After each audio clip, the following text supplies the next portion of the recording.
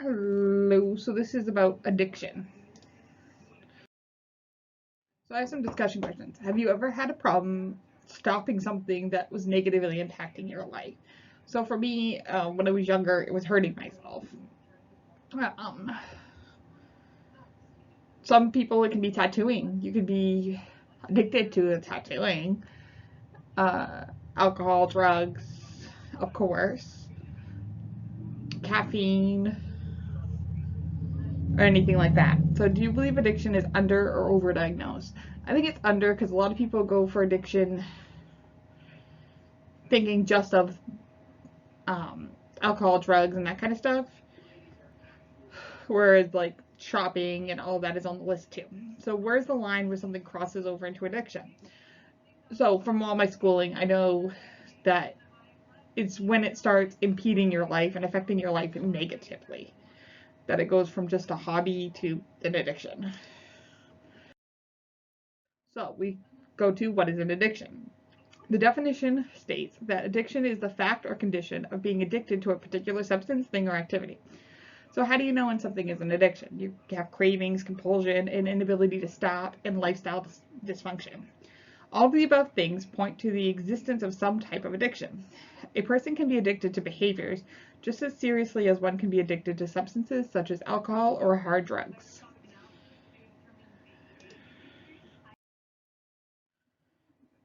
So we have types of addiction. Addiction can be either physical or behavioral, and often they go hand in hand. Though alcohol and tobacco are commonly recognized types of addiction, there are actually hundreds of types of medically and scientifically recognized addictions. So physical addictions are the ones that are generally better known. These are the addictions to substances that are ingested or otherwise put into the body. Some include alcohol, tobacco, opioids, prescription drugs, cocaine, marijuana, hallucinogens, inhalants, PCP, and caffeine. Behavioral addictions is classified as any time that one loses control of their actions in order to engage in behaviors that result in brief feelings of happiness. That person becomes dependent on the pleasurable feelings that come as a result of certain behaviors and begins to compulsively act on that behavior. So we have some of these include food addiction, sex, internet, pornography, using computers, video games, exercise, seeking pain, shopping, and gambling.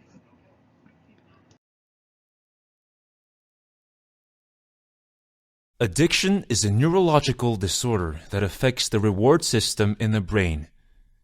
In a healthy person, the reward system reinforces important behaviors that are essential for survival, such as eating, drinking, sex, and social interaction.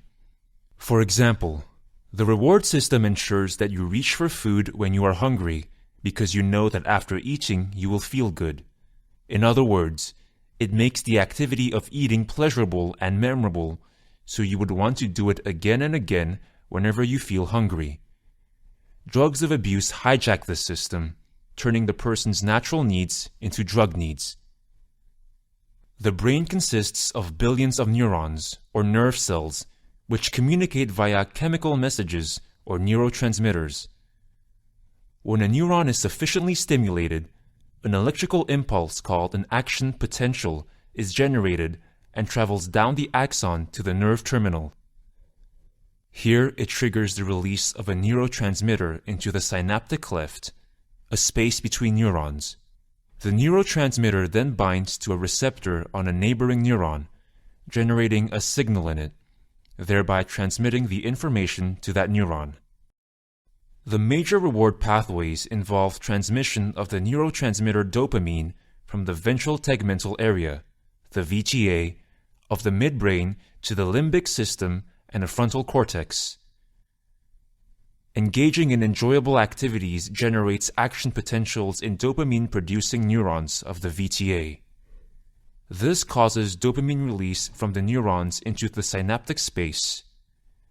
Dopamine then binds to and stimulates dopamine receptor on the receiving neuron. This stimulation by dopamine is believed to produce the pleasurable feelings or rewarding effects. Dopamine molecules are then removed from the synaptic space and transported back into the transmitting neuron by a special protein called dopamine transporter. Most drugs of abuse increase the level of dopamine in the reward pathway. Some drugs such as alcohol, heroin, and nicotine indirectly excite the dopamine-producing neurons in the VTA so that they generate more action potentials. Cocaine acts at the nerve terminal. It binds to dopamine transporter and blocks the reuptake of dopamine. Methamphetamine, a psychostimulant, acts similarly to cocaine in blocking dopamine removal. In addition, it can enter the neuron into the dopamine-containing vesicles, where it triggers dopamine release even in the absence of action potentials. Different drugs act in different ways, but the common outcome is that dopamine builds up in the synapse to a much greater amount than normal.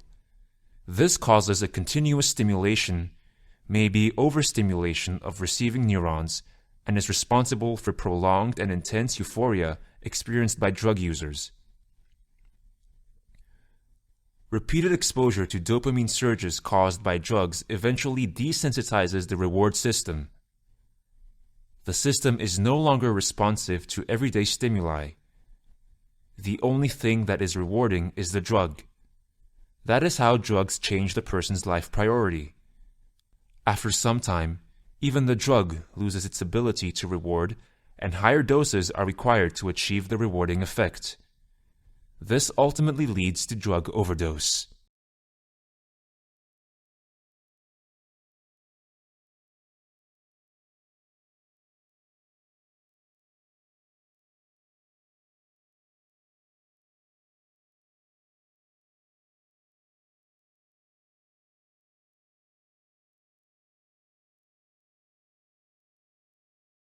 We have what are some of the things that someone can be addicted to?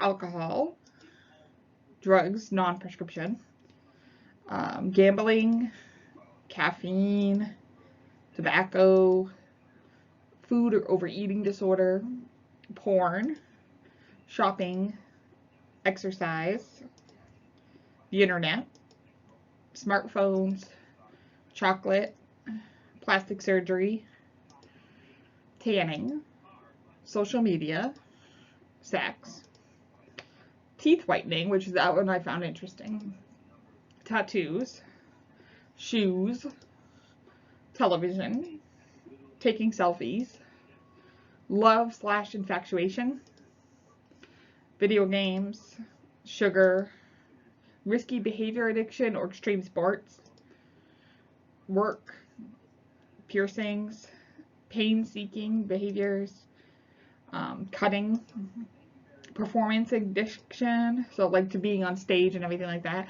and then finally just collecting in general. So these are just a few. There's so many more. Obviously, I forgot to put drugs, prescription drugs as well. But basically, you can be addicted to just about anything. And I think that's part of the reason why it's underdiagnosed.